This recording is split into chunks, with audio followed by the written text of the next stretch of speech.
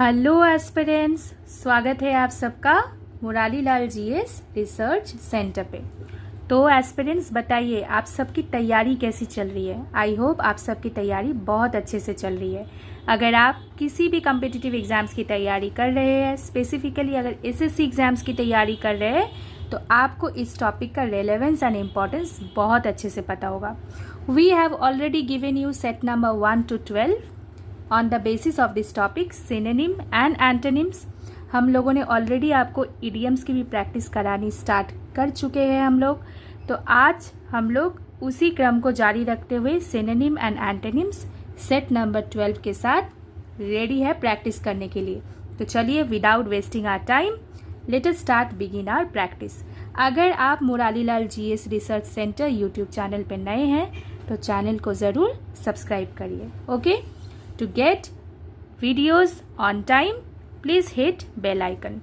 Our first word is amplify. अब amplify का मतलब क्या है? देखो, amplify का मतलब है expand और to make anything larger, ठीक है, या फिर किसी चीज़ की इंटेंसिटी को बढ़ा देना, तो इसे हम लोग amplify कहते हैं। The word amplify is verb.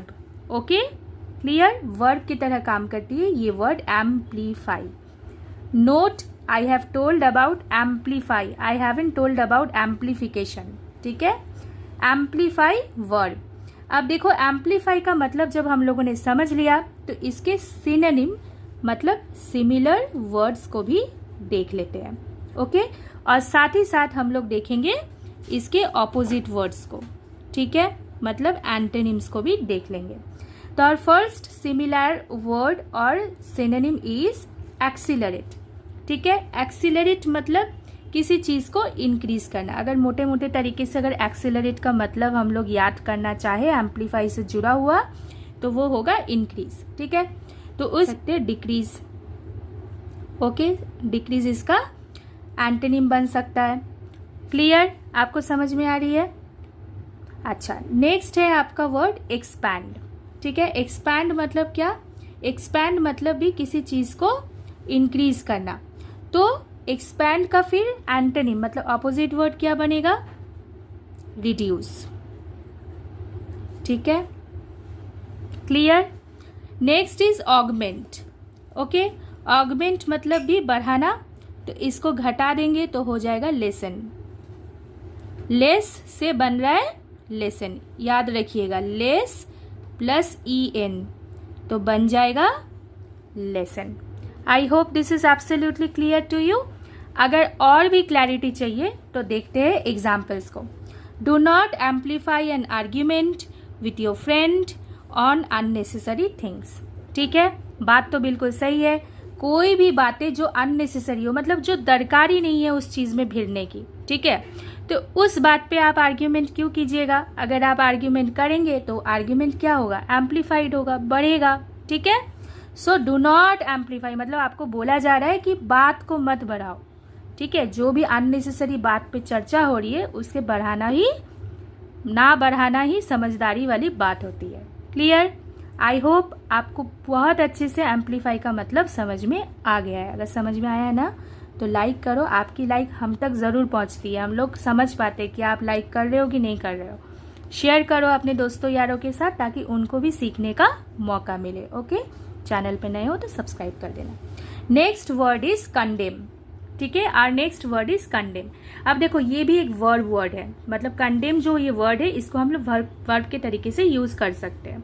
तो कंडेम का क्या मतलब है? स्टेटिंग स्ट्रांगली समथिंग इज रॉन्ग, मतलब आप एकदम स्ट्रांगली उस चीज पे अड़े हो, बता रहे हो कि भाई ये जो बात हो रही है, ये जो कथन हो रही है, या फिर ये जो आर्ग्यूमेंट दिए जा रहे हैं, कुछ भी है, ये रॉन्ग है। मतलब you are firm in your decision when you are stating anything wrong. ठीक है, तो उसे हम लोग कहते हैं कंडेम करना। ओके, अब कंडेम का सिनोनिम मतलब सिमिलर वर्ड क्या होता है?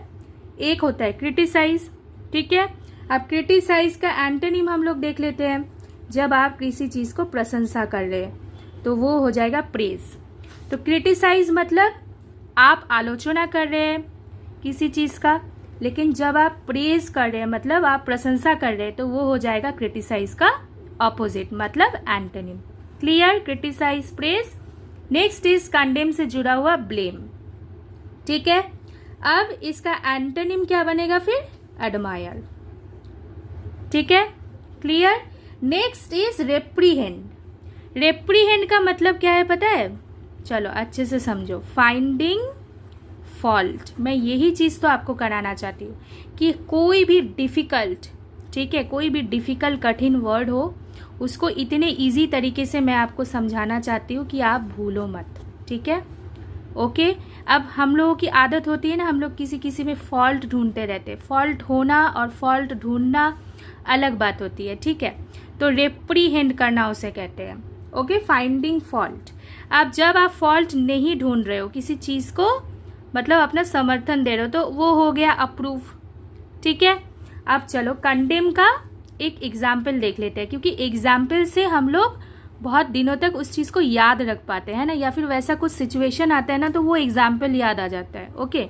तो चलो देखो, his decision is strongly condemned by the common people. अब मान के चलो किसी ने कोई डिसीजन लिया, अब जो डिसीजन मेकर होता है वो अच्छे पोजीशन में होता है तभी वो डिसीजन लेता है, या फिर इस पोजीशन में होता है कि वो डिसीजन लेने लायक है, ठीक है। एक आपका होता है इंडिविजुअल डिसीजन जो आपको इंडिविजुअली अफेक्ट करते हैं, और एक डिसीजन होता है जो हमारे लिए लोग लेते हैं जो एज ए होल सोसाइटी को अफेक्ट करता है, ठीक है। तो मान के चलो ये ऐसे ही पर्सन है, his decision is strongly condemned by the people. अब इन्होंने कोई डिसीजन लिया, कॉमन पीपल को वो ठीक नहीं लगा तो उन्होंने कंडेम करना स्टार्ट कर दिया, ठीक है। एक ऐसा एक एग्जाम्पल आपको दिया गया। ये एग्जाम्पल हो भी सकता है, ये एग्जाम्पल नहीं भी हो सकता है, हमारे हम इस चीज को अच्छे से समझ पाए इसीलिए एग्जाम्पल दिया गया है, ठीक है। चलो our next word is destroy, ठीक है, डिस्ट्रॉय। अब डिस्ट्रॉय का देखो क्या मतलब है, अच्छे से देखो। डिस्ट्रॉय का मतलब है वर्ब। ये वर्ब की तरह हम लोग डिस्ट्रॉय को यूज कर सकते हैं, ठीक है। Damage something that it can no longer exist, तो किसी चीज को एकदम अंत खराब कर देना एकदम, ठीक है, कि उसके खाली रूइंस बचे हो, तो उसे हम लोग डिस्ट्रॉय कहते हैं, ठीक है। अब देखो डिस्ट्रॉय का देखो सिमिलर, ये एक सिमिलर वर्ड हो गया, ठीक है। सिमिलर वर्ड क्या है? रूइन। रूइन मतलब क्या होता है? देखो रूइन मतलब कॉजिंग ग्रेट डैमेज, ओके, ये भी डैमेज से जुड़ा हुआ है। डेमोलिश भी डैमेज से जुड़ा हुआ है। आपने देखा है जब बिल्डिंग, मान के चलो एक बिल्डिंग ध्वस्त हो गया अर्थक्वेक में किसी चीज में, तो हो गया डेमोलिश्ड, ठीक है। अच्छा, रेक मतलब सीवियरली डैमेज, मतलब और कुछ, मतलब अंश ही उसका बचा हुआ है किसी चीज का, ठीक है, सीवियरली डैमेज्ड। तो ये सारा देखो सिमिलर वर्ड होती है किसका? डिस्ट्रॉय का। किसका? डिस्ट्रॉय का, okay. Destroy ruin, destroy demolish, destroy wreck. Synonym done. अब इसका एंटोनिम को समझ लेते हैं। अगर डिस्ट्रॉय मतलब ऐसा कुछ है, मतलब खत्म होना, डैमेज होना, डेमोलिश होना, रूइंड होना, तो इसका अपोजिट क्या होगा? बनना, गढ़ना, ठीक है। तो देखो रूइन क्रिएट, ठीक है ना, demolish build, okay, wreck construction करते हैं ना हम लोग, बनाते हैं ना। तो ये सारे वर्ड देखो मेकिंग थिंग्स के ऊपर जा रहा है, मतलब कुछ करना, बनाना, ठीक है। क्रिएट, बिल्ड, कंस्ट्रक्ट, ये सारे वर्ड्स किसके एंटोनिम जाते हैं? डिस्ट्रॉय के। Ruin, demolish, wreck. क्लियर? समझ में आया? अच्छा, क्लियर है ना? तो कमेंट करके बताओ ना, मैम तक तो वो कमेंट पहुंचती है, मैं देखूंगी उस कमेंट को, मुझे भी अच्छा लगेगा कि मैं आप तक जुड़ पा रही हूँ, आपके रिस्पॉन्सेस मुझे मिल रहे हैं, ठीक है। अच्छा, अब एग्जाम्पल देख लेते हैं, डेमोलिश या फिर डिस्ट्रॉय से एक example. The plan is to demolish the old shops and construct a new one in its place. हो ही सकता है पुराना हो गया, डिलैपिडेटेड हो गया है शॉप, कि उसको तोड़ के बहुत सारा जगह है तो उसमें कुछ नया कुछ बन सकता है, काफ़ी सारे शॉप्स बन सकते हैं, ऐसा भी जगह हो सकता है। तो द प्लान क्या है? डेमोलिश करो ओल्ड शॉप्स को और वहां पे नए शॉप को फॉर्मेशन करो, कंस्ट्रक्शन करो, ठीक है। Next is discern. Our next word is discern. अब डिसर्न का क्या मतलब है? जब आप किसी चीज को ना परसीव कर रहे हो, किसी चीज को समझ पा रहे हो, लेकिन बहुत ही डिफिकल्टी के साथ, बहुत ज्यादा आपको डिफिकल्टी हो रहा है, तब होता है वो डिसर्न, ठीक है। या फिर किसी चीज़ का आप क्लियर आइडिया पाने की कोशिश कर रहे हो तो वो होता है डिसर्न। क्लियर, समझ में आया आपको? तो इसके जो सिनोनिम बनता है ना, एक है परसीव, एक है असर्टेन और एक है डिस्क्रिमिनेट। ओके, इसका एग्जाम्पल पहले देख लेते हैं, फिर हम लोग एंटोनिम पे चलेंगे। इसका एग्जाम्पल क्या है? He tried to discern it out with best of his efforts. देखो, उसने अपना बेस्ट एफर्ट्स लगा दिया इस चीज को, कोई चीज होगा उसको समझना है, समझने के लिए। क्लियर? तो परसीव है, परसीव का क्या होगा फिर बताओ, क्या होगा परसीव का? इग्नोर। तो परसीव का क्या हुआ? परसीव का हुआ इग्नोर, ठीक है। अब किसी चीज को असर्टेन करना मतलब क्या होता है पता है? मेक श्योर करना, ठीक है। तो असर्टेन का फिर ऑपोजिट आप लोग क्या कर सकते हैं? असर्टेन को आप ओवरलुक कर दो, ठीक है। फिर आपका है डिस्क्रिमिनेट। डिस्क्रिमिनेट तो बहुत इजी है, इसका कर दो इनडिस्क्रिमिनेट। Okay, clear? एब्सोल्युटली। चलो, our next word is enhance, ठीक है। ये बड़ा इंपॉर्टेंट वर्ड है। देखो, इनहैंस मतलब टू मेक लुक बेटर, या फिर किसी चीज पे आप मतलब एक टाइप का इम्प्रूवमेंट लाने की कोशिश करें, मतलब चीजें ऊपर जा रही है, मतलब इनहैंसमेंट हो रहा है उसका, ठीक है। तो एक वर्ड है आपका इम्प्रूव, ठीक है। इम्प्रूव करना मतलब किसी चीज को बेहतर करना होता है। तो किसी चीज को अगर आप वर्सन कर देते हो, मतलब उसको डेटोरिएट कर दे रहे हो, तो वो हो जाएगा इसका एंटोनिम, ठीक है। किसी चीज को आप रिफाइन कर रहे हो तो उसको डैमेज कर दो, तो एंटोनिम रिफाइन का डैमेज हो जाएगा। एनरिच कर रहे हो, स्पॉइल कर दो। तो इस तरीके से हम लोगों ने देखो इनहैंस का सीखा, इम्प्रूव, रिफाइन, एनरिच। अब इसका ऑपोजिट मतलब एंटोनिम सीखा, वर्सन, डैमेज एंड स्पॉइल। देखो एक एग्जाम्पल देख लेते हैं इनहैंस का। She is trying to enhance her skills and knowledge. हर कोई चाहता है भाई, आपका एक स्किल है, आप एक स्किल से दूसरा स्किल पाना चाहते हो तो सीखो, नॉलेज को अपना बढ़ाओ, तो आप इम्प्रूवमेंट ला रहे हो ना फिर, ठीक है। And the last word of this set is frantic. Frantic मतलब क्या?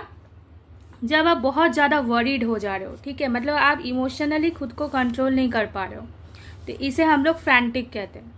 ओके, सिनोनिम देखो, एक है एजिटेट हो जाना, agitated, distraught and furious. Okay, distraught मतलब बहुत वरीड हो जाना, फ्यूरियस मतलब बहुत वायलेंट हो जाना, ठीक है। She became frantic when she could not find her purse, ठीक है, मतलब पागलों के जैसा चिल्ला रही है, पर्स नहीं मिल रहा है, एक्सट्रीमली वरीड हो गई है, ठीक है। समझ में आ रहा है फ्रैंटिक का मतलब? ऐसा आपको होना नहीं है, आपको क्या होना है, इसका ऑपोजिट होना है। देखो, काम, शांत एकदम, ठीक है। फिर आपको क्या होना है? कॉम्पोज्ड, पीसफुल एकदम, ठीक है। और क्या हो जाना है? क्वाइट। देखो, सिलेक्शन ऑफ वर्ड्स, ठीक है, जो इसके साथ जाते हो, ठीक है। Synonym, antonym, synonym, antonym, synonym, antonym. Clear? चलो, आज आपको क्वेश्चन मिल जाएंगे, इसके पोस्ट में जाके चेक करना। एंड जो समझ में आया बहुत अच्छी बात है। अगर आपने आगे के जो भी दिए गए लेसन है वो नहीं देखे तो उसे ज़रूर देखिए। और Murari Lal GS research centre पे काफ़ी सारे मैथ्स के ऊपर बेसिक लेसन्स कराए जा चुके हैं, जनरल अवेयरनेस के ऊपर क्वेश्चंस दिए जाते हैं, सर उसको टैकल करते हैं, आपको सिखाने की कोशिश करते हैं। तो आप हमारा साथ दीजिए, हम लोग आपका साथ दे रहे हैं, आगे भी देते रहेगा। अगर चैनल पर नए हैं तो चैनल को सब्सक्राइब करिए, चैनल को रेगुलरली आप विजिट करते हैं, और अगर अभी तक सब्सक्राइब नहीं किए तो करिए, क्योंकि और बेल आइकन को भी हिट कीजिए ताकि हमारा प्रयास आप तक ऑन टाइम पहुँचे। Okay, take care, stay fit, stay positive, stay fine. Thank you.